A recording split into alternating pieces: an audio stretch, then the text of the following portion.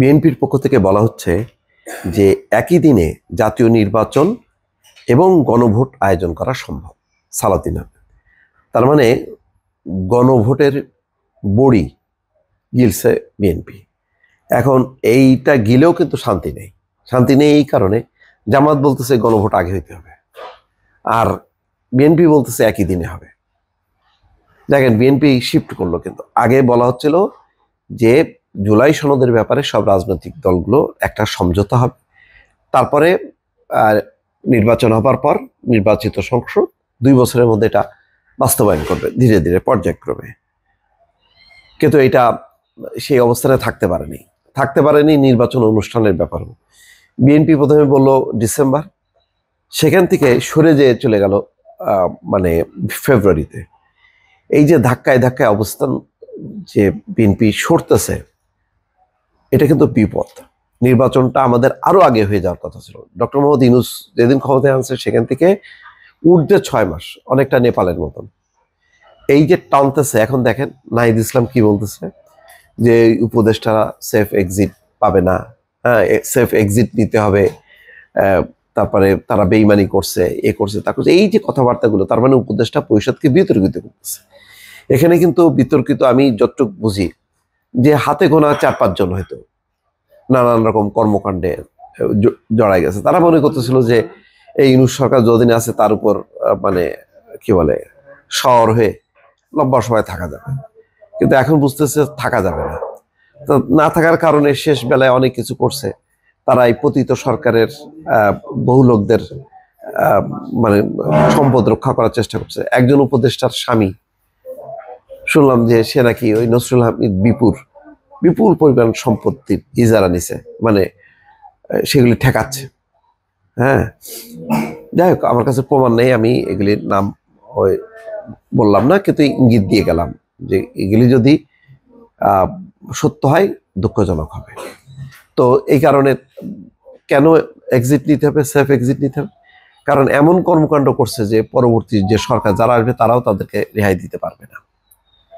তো গেল এই অবস্থাটা। তো যেটা হলো ডিসেম্বর থেকে সরে গেল ফেব্রুয়ারিতে। এখন তাও শান্তি নেই। ওই জামাত বলতেছে যে পিয়ার লাগবে, পিয়ার ছাড়া হবে না। এই ঠেলাঠেলি করতে করতে এখন বলে গণভোট। আচ্ছা, গণভোট আগেই হইতে হবে, আগেই সাংবিধানিক আদেশ হইতে হবে। আর বিএনপি একটু কাবু হয়ে মানে গণভোটের টিকাটা গিলে এখন বলতেছে একই দিনে করলে মানে খরচটা কমবে। একই দিনে 2টা নির্বাচন পাশাপাশি থাকলো, ভোটার একবারে দিয়ে গেল, তাতে খরচ কমবে। কিন্তু আলটিমেটলি ওই যে প্রথম যে অবস্থানটা, সেই অবস্থানটায় সমস্যা কি ছিল আমি বুঝলাম না। কেন রাজনৈতিক দলের নেতারা প্রতিনিয়ত আসামির মতন করে কমিশনে যে হাজির হচ্ছেন, আলোচনা করতেছে? এটা তো কোনো দরকার ছিল না। মোটা দাগের কয়েকটা কমিটমেন্ট করা, যেটা 3 জোটের রূপরেখা ছিল, ওই ধরনের। এবার তখন তো আর মানে হুঁশ হয়নি।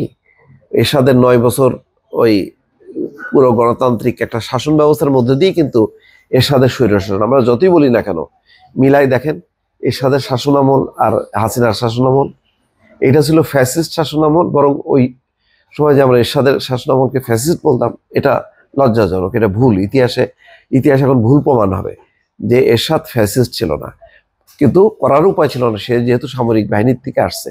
সুতরাং তার ওই অবস্থানটাই আপনি চিন্তা করেন, একজন জেনারেল ক্ষমতা দখল করেও কখনোই কিন্তু 2 নেত্রীকে কারাগারে ঢুকায়নি। রাজনৈতিক দলগুলো জনসভা করতে পারছে, মিছিল মিটিং করতে পারছে, লাগাতার হরতাল করতে পারছে। আমি তখন ছাত্র ছিলাম, ওই বিশ্ববিদ্যালয় এরিনার মধ্যে তো কখনো জাতীয় ছাত্র সমাজকে ঢুকতে দেয়নি এরশাদের ছাত্র সংগঠন।